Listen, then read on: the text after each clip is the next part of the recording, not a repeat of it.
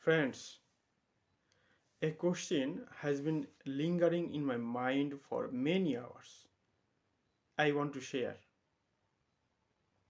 That question is, where do I want to see Bangladesh after 10 years?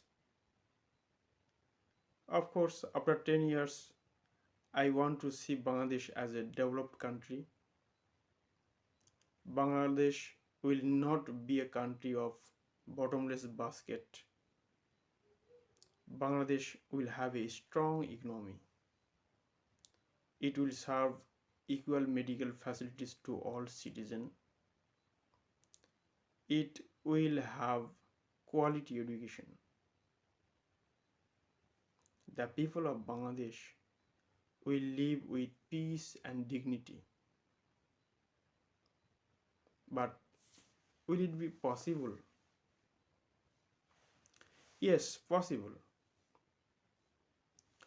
If the political parties are good, a country is good. You know, the national parliamentary election is knocking at our door. We are going to get a new political party in power, and we have to see what will happen next.